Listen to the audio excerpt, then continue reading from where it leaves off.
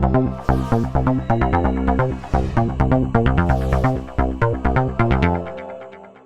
to talk to economics here, because technology, we get it at some level. The economics, I think, is underappreciated. And I think one of the things that we got to understand is fundamental economic growth is always driven by fundamentally new technologies, and that is where things kind of drive prosperity. That and one other factor we'll talk about in a second here. And we got to just recognize for a minute here, folks, we are sitting in this supercharged area. These are the biggest companies in the world now. Apple is the biggest company, Google. These are like, Google's number 3 in the world. We are sitting on extraordinary wealth that's being piled up here, an extraordinary kind of supercharging of our local economy, which is essentially now starting to take off in the rest of the country here. And so this is something we got to start thinking about. Now, just to kind of remind us how sobering this is and how recent this is essentially the market capitalization of Microsoft and Apple's blue here over the last 20 years. When they started out as nothing in 1990, they were equal. 2000 there, Microsoft in the dot-com boom was on a crazy kind of raw, and poor, Apple was barely hanging on there. It was only the long-term vision of Jobs eventually got them to kind of surpass Microsoft as a more valuable tech company in 2010. And ultimately, though, now they have now moved to they are the most valuable company in the world. I mean, this is literally the market cap of Apple since that 2010 there, and they are on unbelievable fire now.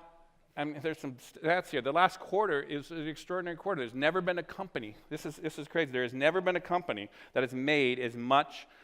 Apple earned $18 billion in the fourth quarter in 2014, more than any company in one quarter ever in the history of the world. And are they going to stumble next? You think they're going to slide back? No. In fact, who's not going to get a watch out here, right? This is an extraordinary company, and they got a lot of running room going here. And they're not the only one. They're just the peak of the crew here. All these Bay Area companies here, this is, again, just take a look at what's going on here with the growth of these companies. The population of the United States is 300 million people. This is essentially the unique users to YouTube, Facebook, and Google, the unique users in a month.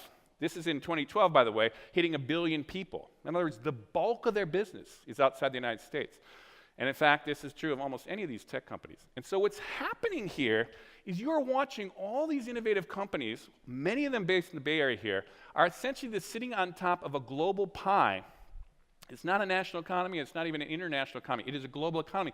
So you're watching all these innovative companies are sitting there taking, essentially reaping the benefits of a global economy, and so we're getting this extraordinary wealth there. And again, as much as you hand-wring about the United States as being kind of falling behind China and stuff, that's just nonsense. You go to any of there's nothing comparable to Silicon Valley in the entire world. But there's nothing like Hollywood, there's nothing like the American military, there's nothing like aerospace, there's nothing like higher ed, there's nothing like healthcare. This is where the innovation happens. That's what America does well. And there's a lot more coming. Now, what's happened, if you look at the income distribution, all this 1% stuff, this is a century of how much, over the course of a century, with the top 1% of the American economy, how much wealth they have amassed out of everybody as a percentage. And we are essentially back at where we were in 1929, 1928, before the crash. And this is one of the things that we're all talking about, the inequality issues. But look at this. This is a really interesting one. That's the tax rate on the upper 1% over the course of the century. And when those tax rates went up in the 50s, up as high as 91%, you watch where their share went down. And then you watch where they started to go up. The tax rate essentially has been stable since the early 80s and the kind of Ronald Reagan time. This is going to change, folks. That's one thing for sure. It's going to be one of the rejiggers that's going to happen in this country. The second thing, though, that's interesting is sidelight. Before there's any kind of tax rate changes, what is happening is a ton of tech money is going into philanthropy. This is the top 50 philanthropists. This just came out, actually, about a week ago. The top 50 philanthropists in the world, last year it was 6 of them were from the tech industry. This year it doubled to 12.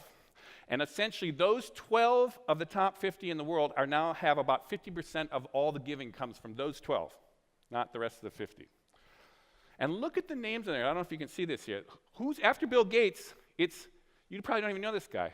Jay Coleman, that's WhatsApp. Sean Parker from Facebook. The third of this number 6 is Nicholas Woodman from GoPro. These are the new young entrepreneurs. They're piling literally $500 million a year they're putting into philanthropy. Again, for us, that's an incredible pool of money that can actually fuel all kinds of things beyond just making money. Now, so the long view of long booms in the economic, this is my first book, which is not the ones here. The first book, it talked about long booms. Now here's the thing about tech and long booms.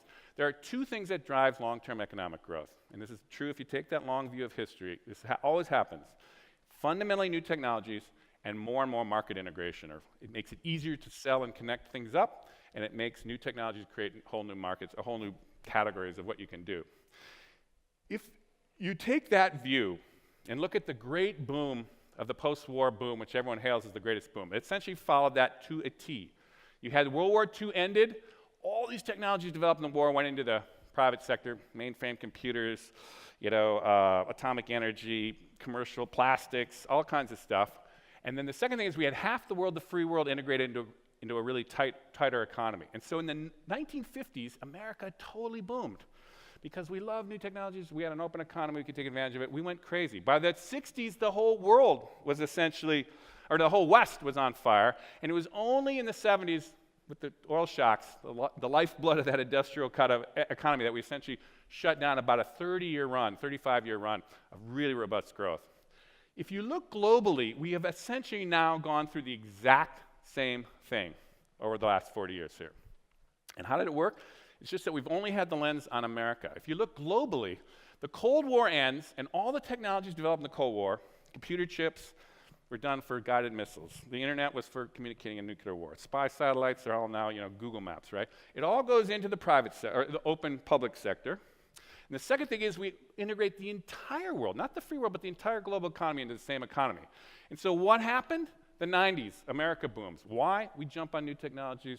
We have an integrated economy, open economy. We take advantage of it.